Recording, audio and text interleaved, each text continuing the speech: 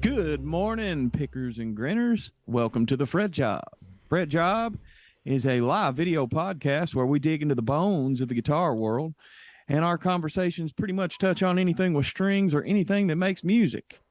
The FretJob is brought to you live from FretJob Guitars, located at 816 Stanford Road, and that's in Danville, Kentucky. It's Kentucky's premier guitar store and full-service Luthier shop.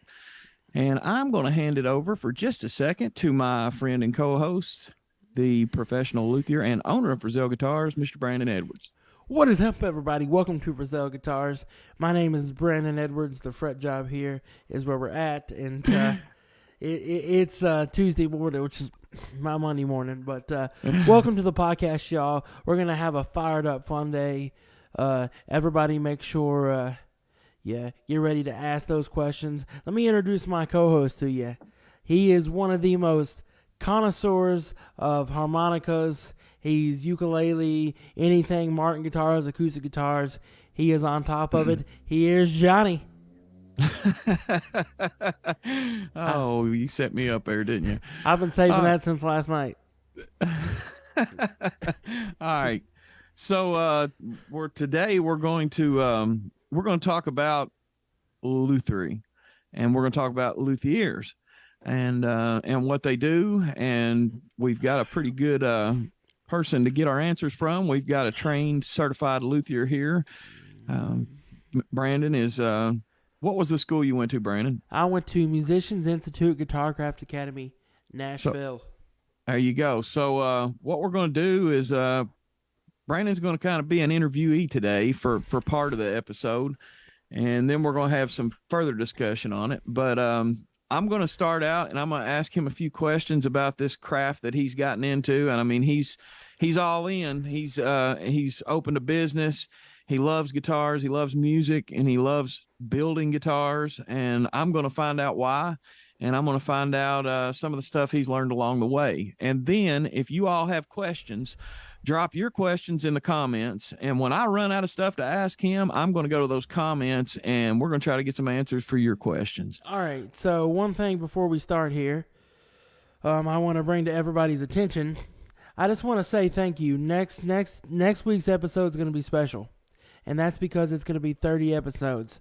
This is 29th episodes, and there's many of you that have been here every week commenting, and there's many of you that watch afterwards, and it's so cool to hear the stories of, hey, you're the guys on the FretJob. I watch you guys when I go out in public. The other night I was at a local restaurant here in town, Bricks and Brews. Never met this guy before in my life, and he points me out at the end of the room. He says, hey, man, I watch the FretJob. Killer. And comes up and gives me a fist bump. And it's so unreal because I'm like, it's no way. This is so niche. This is so whatever. There's no way that people actually find this interesting. But there's people that watch every episode all the way through. And it's just incredibly crazy. We're not the only guitar nerds around here. Yeah, so by far. We just want to say, like the Golden Girls, we want to say thank you for being a friend, and thank you for. I don't know what I'm gonna do with this guy. Thank you for 29 episodes. You guys mean the world to both of us, and we can't do this without you all and your support. Yeah, I'll get on with that part of it. All right, man. Let's get into this. So I want to start out with you've told me a little bit about how you got into playing guitar. I know you started out on Rocksmith. Your sister got you something, got you the game, and that's kind of what got you really into it. And when you finally got dedicated to it. Yeah, but anyway, I want to know when you switched. I want to know when you went from being a kid that wants to be a guitar player or a rock star or whatever. I want to know when you decided, you know, I don't want to just play these things. I want to learn how to make them. All right. That's a very good question. So I grew up wanting to learn how to play. And for a while, one of my main goals about learning how to play was I wanted to be that rock star for a little bit. I'm not going to lie. Yeah. Everybody did. Yeah. And, you know, I guess I was always what's called the reality guy. You know, I had to teach myself reality. And that's something that I learned from a young age on my own, that I kind of taught myself, is you got to be reality in life and not oversell yourself.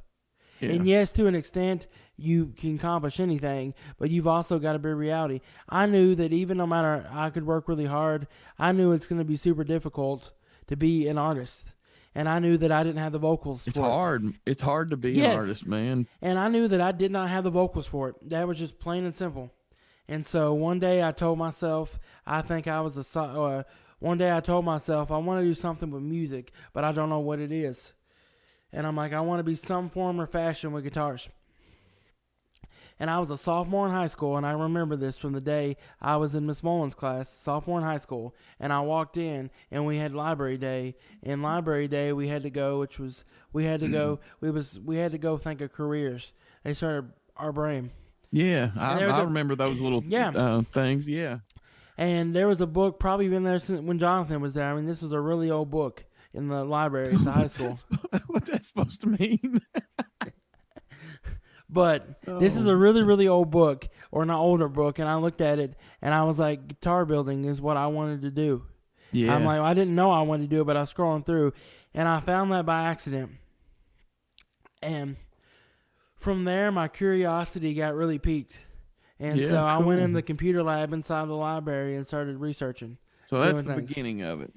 So then you decide that's kind of what you're wanting to get into, and I guess you probably researched about schools, I'm Yeah, sure. I did. And I'll tell you this. When I was in high school, all the way up until after high school, I probably started my senior year of high school, and it probably continued on until after high school. I literally every day would have guitars hanging in the garage. I would just go to these pawn shops, go to these flea markets, and I So would you started buy taking guitars. stuff apart. Yes, I started Cool. getting curious. I Cool. wanted to know, and I cringe at myself now from what I know from some of the stuff I did back then, and it's like, it's a gimme.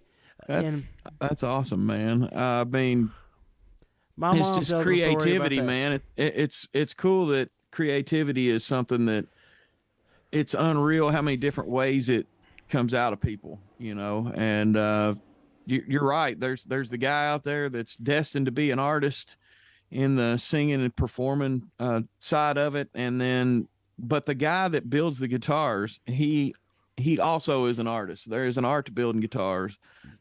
It's obvious when you see quality workmanship in guitars and other instruments, stringed instruments, that it's obvious. Yes. So I mean, it's art. So you go to school, you get into Luthier school, and so can you tell me, is there any particular builders out there that are the top inspirations to you? And John, you probably know one of my top ones. Who's that going to be? Jerry Rosa. Oh yeah. I've And Jerry Rosa, I've watched him ever since I first wanted to become a luthier, and he's been a major influence in my life. And from the words of him, he said himself, he said he's made that impact on a lot of people. Yeah. And I mean, but people like that, and there's a lot of people that I grew up, I just love watching build guitars and stuff, and I thought it was absolutely incredibly crazy. And there's a lot of great builders out there. Yeah, and if he's that big of an impact on you, then we'll give him a plug on here. Y'all check out Rosa String Works. And on I'll tell you YouTube. another one, and John don't know that I knew them, but John likes them really well, and I like them as well. And that was actually one of my inspirations about getting into guitar as well. Showalter guitars. Oh, really? I didn't know that. Yeah. So Yeah. actually, I come upon them a long time ago. Okay. And I found out. Another shout out, Showalter's Guitars. Yeah, for Yeah, sure. I just kind of ran into them in the last month, maybe. I watched a guy named Jeremy that's a guitar hunter on YouTube, and I kind of fell into watching Showalter's because he was building a guitar. He's doing a guitar build series on there. But anyhow, back to your little journey here in Luthier, and so you've got inspirations. You get into school, you've got these giants in the industry or in the craft that you look up to, and you start to learn different ways of doing things. Yes. And then you decide out of nowhere, I'm going to build my own shop. So you build a shop, or you basically put together a shop. You open a store, and I want to know. I'll tell you the idea behind that. Okay. So one of the things that I'll say with that is like growing up and you always have a dream of doing something. Yeah. And when people tell you you're never going to reach that dream or goal, that makes you want to do it even harder Well, and sure it even does. faster. And I went to Luthier school. I worked really hard. I mean, I juggled work, and on top of work, I juggled going to school. Yeah. And that you got to do whatever it takes to be dedicated. Yeah. And I'll say that I was doing whatever it took for me to be dedicated. And Yeah. another thing I'll mention with this is like I love what I do, and I knew that I didn't want to start a shop straight out of Luthier school. And Yeah. everybody's like, why not? You want to get that experience somewhere. Yeah. You Right. want to get that You experience. want to draw off of the people around you for a while. So that's why I went to the custom shop. Is I wanted So to I get. want to know a little bit about Luthier itself. Okay. Let's move to the actual job, the art, the craft, what it is that you're doing. Um, is it something that's really expensive to get into as far as setting up a shop and the tools? Yes. I mean, what kind of tools what are your main tools as a luthier that you use? You want to go repair wise or building wise? Let's go building wise. Okay. Building wise, main tools I use, and you're gonna everybody uses sandpaper. Yeah. Yeah. I say bet that. you use a lot of that.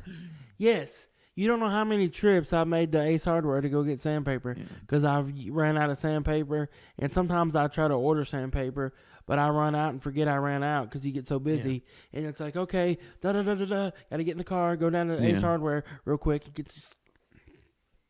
But, so everybody knows, your guitars, they got curvy sides, and you got to have machines for that. Yeah.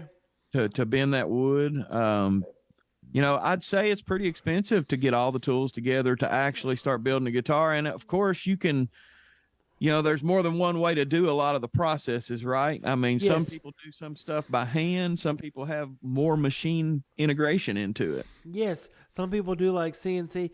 Like, I'll say this, and this is something that I'm going to say, and I'll just point this out. Somebody that has never built a guitar from scratch, that has never had any kind of training, never built a guitar from scratch. Let's say it's the guy that just gets a CNC body from somebody else made and a neck off a CNC machine. I don't count that as luthier and guitar building. Yeah. I don't think that, I caught a guy here a while back, and I'm not going to give any kind of names or any, but that's what he considered himself. And all he did was buy pre-made bodies and necks from a guy that made it on a CNC machine. And he literally paid somebody else to finish the guitars. So basically, and I'm not saying, I don't think there's anything wrong. If you want to build yourself a guitar like that, there's nothing wrong with it. Because you could probably put yourself together a good guitar if you got some woodworking skills. But and a lot of to go out and call yourself a luthier when these other guys go to school and they spend years and years and years learning this craft and mastering it, there's a difference in those two things. And that's what people wonder. Like, I seen a picture of a guy had a bunch of guitars and necks stacked up, and somebody made a comment on that. And I said, because CNC machine, he pays a guy to make these, and that's all this guy does is trim it out. He don't have no woodworking experience. Only thing he does with these things is sand them, finish them a little bit, and put some paint on them. Yeah. I said he even goes as far to somebody else doing the fret jobs on them. Yeah. And like I said, I mean, if you want to build you one like that, that's fine. Just you cannot market it as a really handcrafted guitar, and you really can't market yourself as handcrafting guitars. And you cannot market it like a boutique guitar. That to me, or you shouldn't. I guess people can. To but me, that don't be considered a boutique guitar. That just considered, a prefab. I think a boutique guitar is somebody that takes the time to put their craftsmanship into it and their work and their expertise. Now I know it's never done like this. I mean, Go ahead. Usually it's not, but if you're going to build an acoustic guitar, how much time do you think, from start to finish, I know it's hard to say hours, but if you could work on it every day, put in 40-hour weeks on it, how long do you think it would take to build a guitar? One man to build a guitar the way you build one? Probably about a month. Probably about a month. And then when that's you, it's being, generous. yeah, that's being generous. So, when you've got a store to run and repairs to do, that really changes that time frame on you. Yes, and I'm Yeah. literally sitting down having a meeting this week about taking some time out of the day for guitar building. So Yeah. like maybe doing like 3/4 of the day, so a little bit over half a day, nothing but repairs, and then Yeah. the other half for nothing but guitar building. Yeah. And then And and then you get customers that come in and want to buy stuff during that time period, and that takes you away from or your you want to task. sell new guitars and they have Well, questions for sure, you and stuff, and you got to take that stuff in and that's right. You got to take care of your customers. and then you've also got to take time to focus on the business aspect of it. You got to help with paperwork. You got to do marketing. You got to make Yeah. advertisements. That takes time. Yeah. There's more to, and I guess a person could go to Luthier school and then go get a job at a place, like Gibson or something like that, and work as a Luthier like that and not have to worry about the business side of it. But if you're Or going to work open for your another own company. shop, if you open your own shop and you have a retail part of your shop, you're going to be a multitasker if And this that's is the me. if this is the job you're getting into. Some people ask me a question all the time, and they're like, "Why'd you want to not just build and not do all the other?" I said, "I want a place where people can come, and I want to be they can see me do my craftsmanship." Because here's the thing, and I'm going to say this now, and I know Jonathan's going to give me an amen on this. There's too many people that are not bringing back the American craftsmanship. It is too easy to do things the other way. There is not enough men out there putting on that apron, putting on whatever, grabbing a file, grabbing a rasp, whatever they Yeah. got, grabbing a chisel, and going to work. And the guys that are, I mean, to be honest, as a consumer, they're really expensive. I mean, and I'm not saying that their work isn't worth a lot of money, because it's awesome work that a luthier does, especially a really good one. But when a guitar costs 10 grand, you just knocked probably 80% of guitar shoppers out of the market. I mean, they can't afford And I it. want to try to bring American craftsmanship back into people's hands where they can afford it, where Where they I can make afford it. where I make money, and they also feel like they're not getting ripped. And I believe if a person can succeed with that, I believe that business plan is something, if you can put it together like it should be, I believe it'll succeed, because And I'll tell you this, that's what they want. I don't care if I become, and I'm not saying I ever will, I don't care if I become a famous luthier. You are still not going to be paying 40 grand for one of my guitars. I don't care. Not from you anyway. Yeah. I Yeah. mean, some people, yes, but I don't care if I'm backed up and everybody wants my work. I'm still going to make it affordable where everybody that wants one Yeah. can get one. Yeah. So that's I love to hear that. You don't hear that much out of luthiers. I mean, and I understand how much their skills are worth, but I just want one of those really high end guitars, and a lot of people out there are like me and want that high end boutique guitar. So tell me a little bit about your favorite wood combination in acoustics, and then we'll go to electrics on your favorite woods. My favorite combination is a mahogany neck with a good old rosewood back and sides and a spruce top. Spruce top. But I've liked cedar here a lot recently too. Yeah, I like cedar. Depends on what you're using it for. I think cedar's got a little softer bite to it, Yes. But so you're a rosewood guy, and a lot of people, like mahogany, and then there's rosewood people. And I like both for different things. So what about electric guitars? What's your favorite wood to use in electric guitars? All right, so I like a mahogany body with like a maple cap, and then maybe a mahogany neck or some kind of maybe some kind of flame maple neck, something like that. Yeah, Some kind of figured maple neck. And Yeah, I'm really into like rosewood boards, but I also got a thing for like a one piece neck, more like a 2-piece neck with a flame maple fingerboard. yeah. So you're a rosewood guy, really, on the Yeah, fingerboards on electric and acoustic. Yeah, and I'll tell you something here a while back that I seen, and I want your opinionations on it as a player. Yeah. So there was a guy here a while back. He made a all maple wood acoustic guitar. Wow. When I say all maple, it had maple back and sides, and it had a cedar top, but it was all natural. Well, he did a Yeah. maple fingerboard too, Oh, wow. and it was no flame to it, no nothing. And I Just mean, white. yeah, and the neck was just white with lacquer over it. I mean, my Martin, it's got maple back and sides, but it's got an ebony fingerboard. But what you think? I don't know. I don't know about the maple fingerboard on an acoustic. That's a little different to me. I think I have seen them. I tell you what, I have saw that was really cool looking. I've saw an acoustic ukulele that was koa and the fingerboard's koa, and it was all flamed. The fingerboard was flamed, the back and sides, the top, all of it was flame koa, and that was probably one of the coolest ukes I've seen in a long time. Um, is that something that you that's another question I got for you. Is that something you would branch out into? Is ukuleles, Yes, mandolins, or anything yes. like that? I'm Okay. actually I'm actually here soon going to start making a ukulele.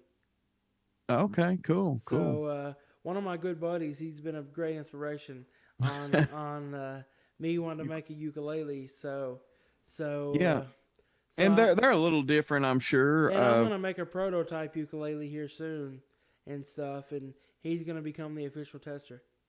Okay, cool. Yeah, I'm ready for that. And I'm gonna make like a bigger ukulele, not just like a concert or You playing want to a, make like a tenor or a baritone? yeah. Yeah, cool. All right, let me. I can't see my comments right now. Let me see if I. There's no comments yet, No comments yet. Okay. but We'll come back and check the comments later, though, and if y'all have any questions about the Luthier or any questions about any of this that we talk about today. yeah, and I got a you know I got a question for you that you'll like, or you'll a little story, and I'll get your opinionation on the story. Okay. So All right.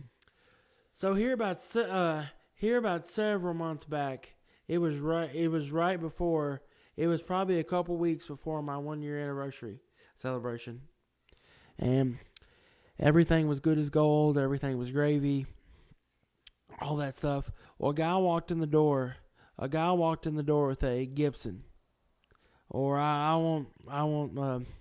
Yeah, he walked in the door with a Gibson, and Yeah. he asked me. He said he took it to a lady that was about an hour, maybe a little bit longer away, maybe an hour and a half away. A lady, she's a female luthier, and I'm not going to give her name. No, she does not own a retail storefront. No, she does this work out of her house. I'm not going to tell you who it is for the sake of it. But Just it was another Yeah. another place that works on guitars. yes, well, he asked me to authenticate this guitar. He wanted me to authenticate and look at it and check at it and find out what it was. And we already knew it was an authentic Gibson. That was not an issue. The issue was finding out what it was. And it was something really weird. Well, I got a buddy that that knows everything Gibson. He actually worked for a guitar store, and his job was authenticating and finding Gibson model numbers and Gibson and what they were. So, naturally, I just shoot him over a text. Hey, can you tell me what this is? Like, in the store. And he's done it for me before. Like, if I send him something, he'll go through and, he'll tell me. Well, I sent it back to him, serial number, everything, pictures. And he hits me back up, and he's like, yeah, it's blah, blah, blah, blah. He's like, this is what it is, 100% confirmed. He gives me a bunch of statements and stuff, and okay, great. So we confirm a price point and all that stuff and tell. Well, anyway, this guy still kind of does that at a vintage guitar store and stuff, and I mean, he's done it for probably 15 years. And so he leaves, and never heard no from the guy. He's just very thankful. He told me he took it to another lady, and that she just couldn't figure it out, or she told him and whatnot, and said a bunch of stuff. And so I get a probably the next day, I get a text message on my phone from, because my phone number's out there to the public for the business. I get a business text message from this girl, or it's either Facebook message or something like that. But I get a message from this lady, and she says, "Hey, we need to have a chat. Call me." Okay? So I call this number, and this lady's like, "Hey, we got a situation. You told this guy with this guitar brand, you're not right. This is not right. I bought a bunch of different stuff." And I said, "Excuse me, who are you?" And she told me her credentials and stuff. And she's like, "Hey, you need to stop." I'm like, "This is completely, totally, utterly wrong. This is not right. This is not good." So anyway, I'm like, "This guy authenticates Gibsons for a living at a vintage guitar shop in another state. I know him very well." And I said, "He does this for a living." And I said, "Quite frankly, he's also another certified luthier, just like I am, but he just got lots of years of experience on me. But that's what he does. He works at a vintage guitar store, and he builds electric guitars by nighttime." And I'm like, I know he's telling me the truth. I mean, he literally has the proof. And I'm like, okay, well, blah, blah, blah, blah. Well, then, to add to it, I'd already made this person very, very mad and stuff, and she didn't know what to say when I said my friend. And I wasn't trying to make her mad. I just was being honest back how anybody. Then she goes to tell me that she's upset because apparently there was people driving from her neck of the woods, which is about an hour and a half away, to my neck of the woods to bring me guitars. And that wasn't right and that wasn't fair.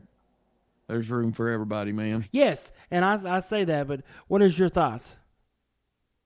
What I just said, there's room for everybody. Yes. It's just always people ask me. The thing, here's I guess what I would take away from it is the next time somebody brought me a guitar like that I, because there's going to be a lot of guitars that people bring in that you can easily authenticate. He went back. I would send them to that guy. Well, this guy's in another state.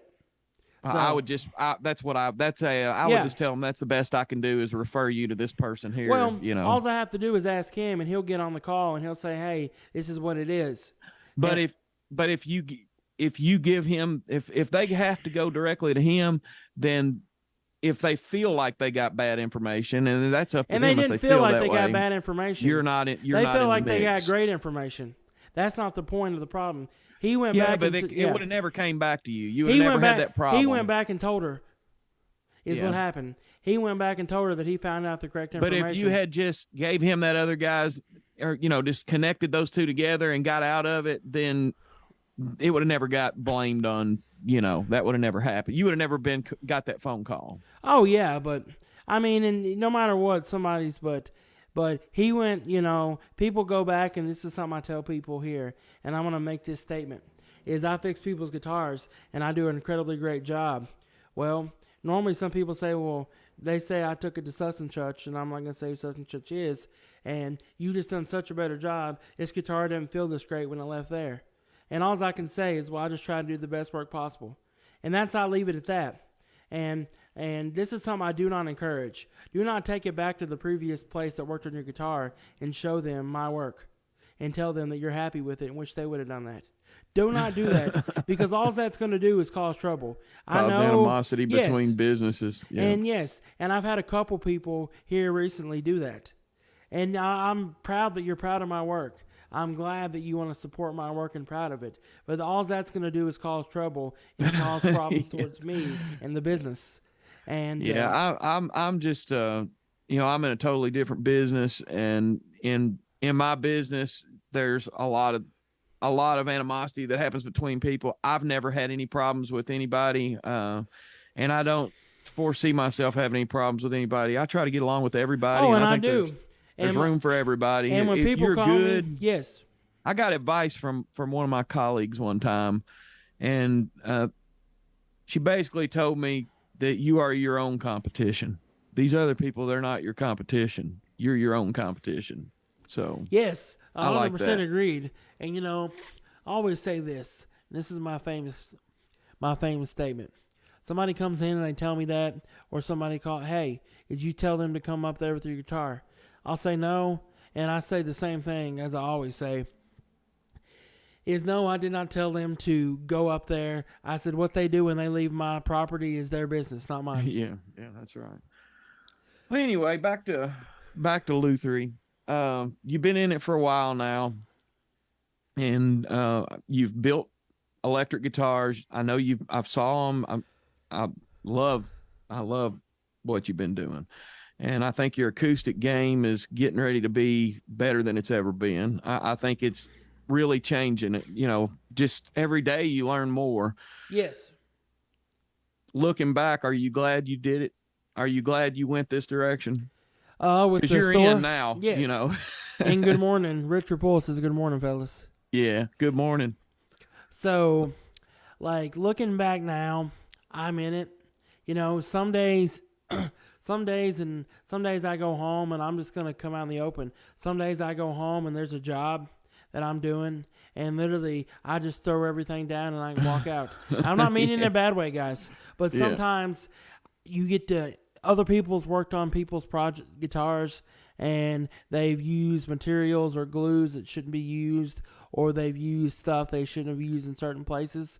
And when the person gets their guitar back, it looks fine. But in reality, what they used was no good, and the next guy that gets in there, now he's kind of stuck with the problems. Yeah. And that's something and stuff, and that's really frustrating. Speaking of problems in guitars, this could be good information for people that'll watch this. If you're going out here and you're buying guitars, and I don't mean, I'm not asking what you should look for, what kind of guitar you should look for, or anything like that. But what are some things you can look at on that guitar and ways you can inspect that guitar just at first glance, just a common person? I'll give you a story, and I'm not gonna throw anything out because this is fresh, but I'll give you a story. One time, this guy wanted me to buy a guitar and stuff, and this has been way back, and he said, you can fix problems on it. All of the bridge is lifting a little bit, you can fix that, no problem. Yeah. Well, get looking at the guitar, the neck's got a little crack in it. There's a crack with there's extreme belly bulge that can't even come down. Yeah. A bunch of different things, and it's like, no, I'm gonna pass on it, but look behind the bridge, make sure it's not lifting up as an acoustic guitar. Yeah. Make sure if it's an electric guitar or it's an electric guitar, an acoustic guitar. Check. Make sure there's no belly bulge. Make sure that's not a thing, because it's no bueno and hard to fix. Make sure that there's still life in the neck, as far as it don't need to be reset and stuff. And watch out. Make sure the guitar's in standard tuning, because there is people that will tune it down a couple steps to make sure that the strings get a little lower. Yeah. It's a technique. And I know guys that do it, and I don't think it's right. And I've told guys in my store that have tried to pull that stuff on me. Yeah. Like, watch out for all different kinds of things. And Yeah. some guys will do what's called a patch. They'll patch it up long enough to sell it to you. Yeah. Gotcha. So the bridge lift. So say you run into a vintage guitar or just a really, really high end guitar, and it's something you've always wanted, but it's it needs a neck reset or something like that. I mean, if you're willing to buy it, make sure that you're not buying it for the price of a guitar. Make sure you're not paying. Let's say it needs a neck reset or the bridge is lifting, or both. What do you need to, just roughly, what do you need to be able to kind of number in your head? Like, if I had to reset this neck, and I'm not going to hold you to it, but you got to look up. That's when my point is, if I find a guitar for a price a guitar I've always wanted, and I'm going to say, okay, here's the deal. And I want to go on Reverb and look up one, and I want to see what it's selling for used, okay? And then if they have that guitar price for the price of one that's selling used, okay, and that guitar is in better shape and don't need a neck reset, then I'd say I'm not trying to mean this mean or jerkish, but I'm going to be honest with you. You guys need to, this is where I'm at. Needs a neck reset, the bridge is lifting, rada. I can order one off of here that doesn't have those problems for the same price.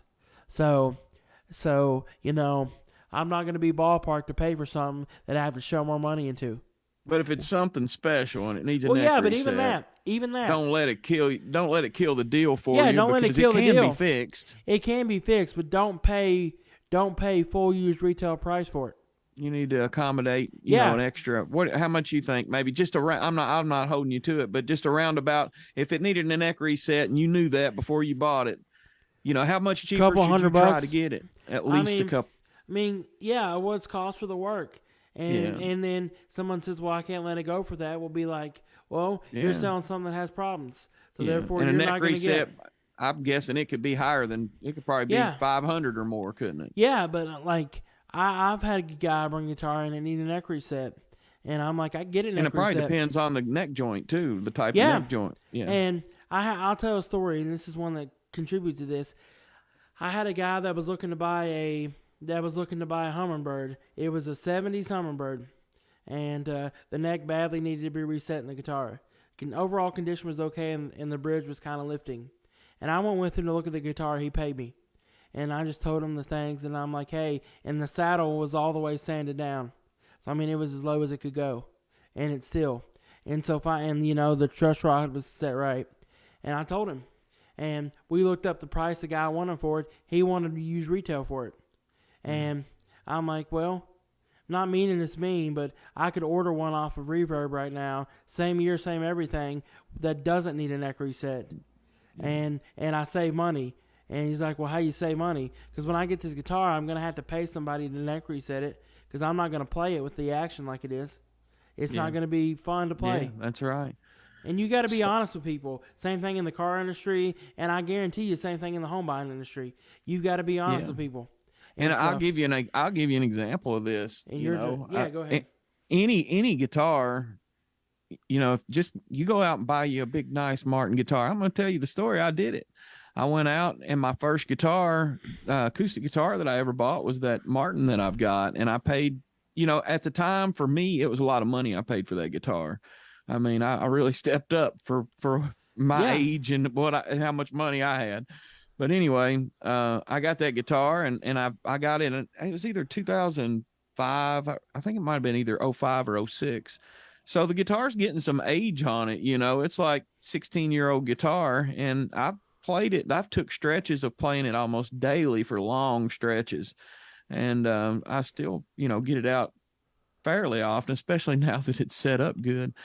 But I brought that guitar into Brandon and, just thinking, I would get just the run of the mill little setup, freshen her up a little bit. And when I get it back, the saddle's about that tall. And it's a new saddle, of course, but it's a little short saddle. And it's like, what's going on here, man? I didn't look like that before. And Brandon told me, well, the next time you do this, it's going to need a neck reset because we did a level crown and polish. Yeah. It's going to be, new frets can help that. Higher frets can help give extra life into it and stuff, different things. Oh, really? Yeah, okay. but here's the deal. And people say this, well, this guitar's not that old.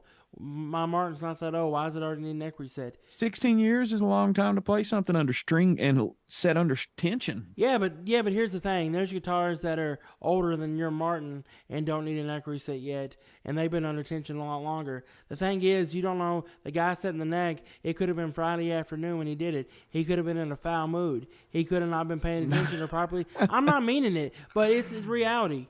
We are all human beings doing what we do, and they're trying to do it at a factory pace speed, and they're trying to get them done and get it out the door. Yeah. And yes, they take their time, but stuff can slip the cracks. And maybe they had a span where they weren't doing a best neck angle. You don't ever know. Yeah. Yeah. Well, the guitar, it played good when I first bought it. I love the way it played. I played it all the time.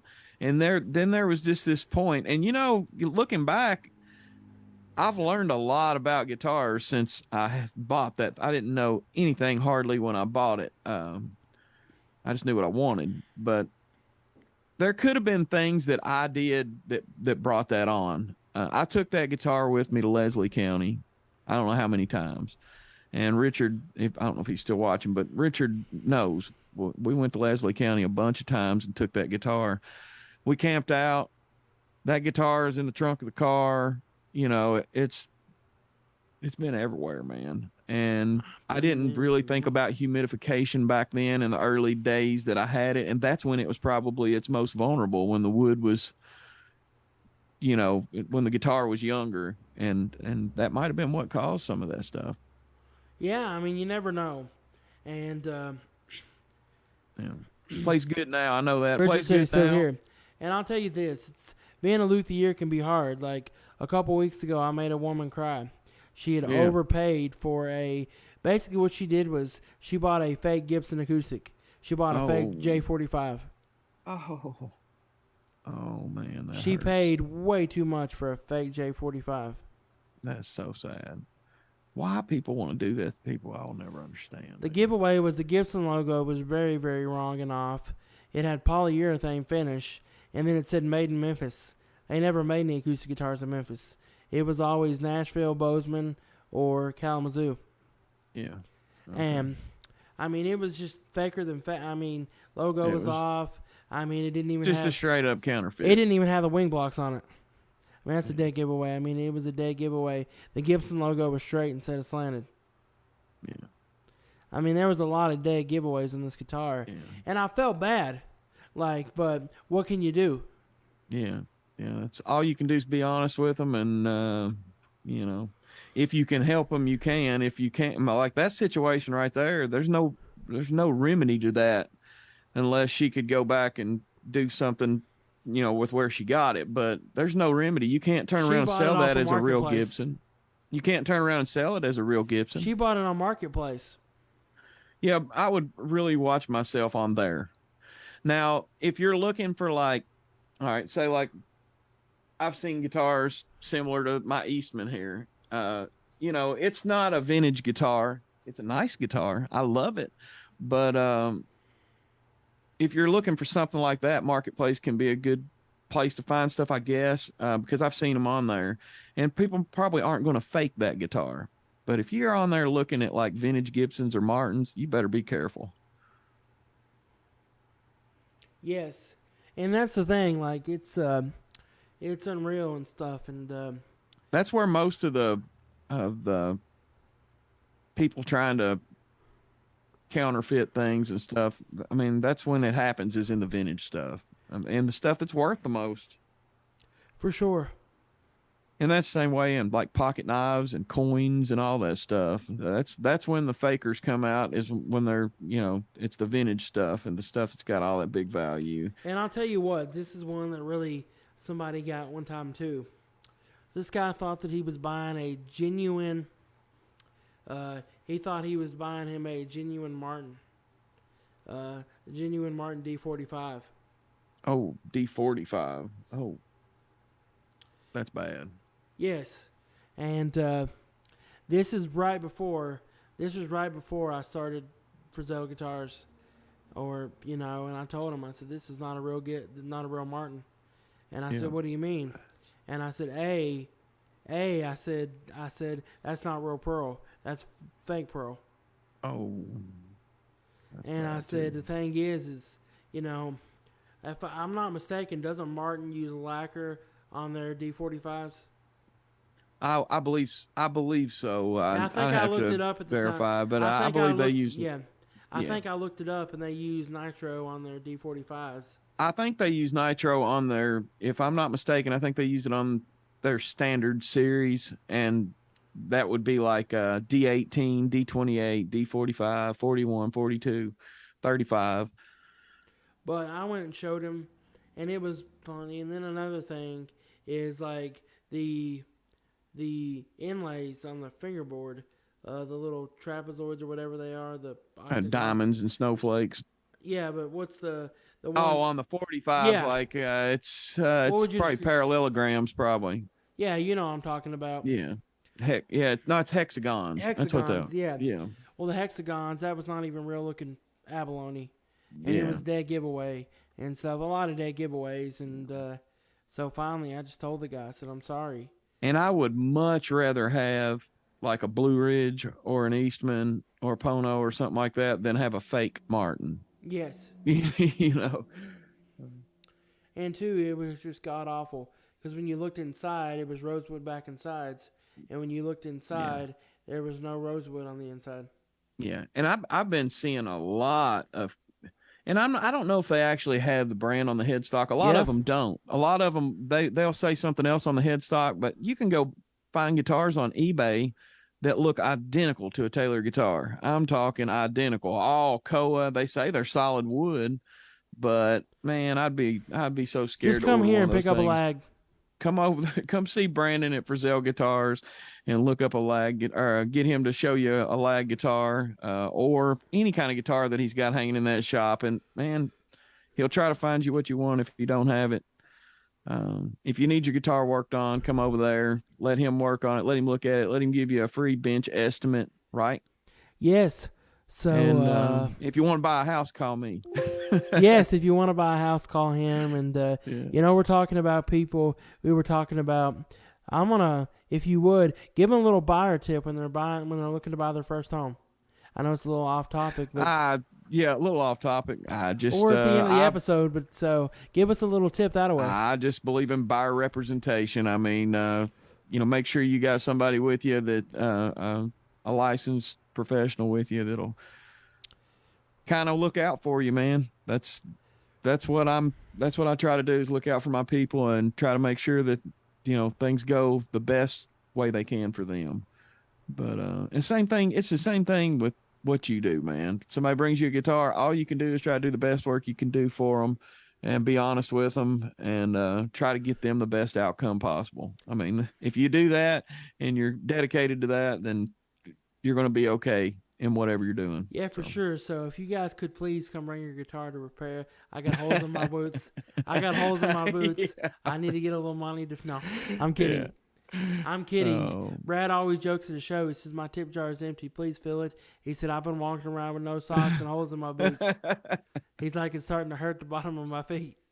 Man, you got to have a sense of humor about it. Oh, it's funny. I hear some funny things Yeah. and stuff. But y'all need anything, give either one of us a call. And Yeah. yes, I do look sleepy because I am, Richard. Yeah.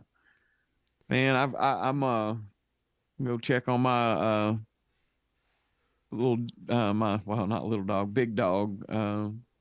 She's seems like she's a little off this morning. My Yes. Daisy dog. I'm gonna go check on her, and y'all have a good day. Adios,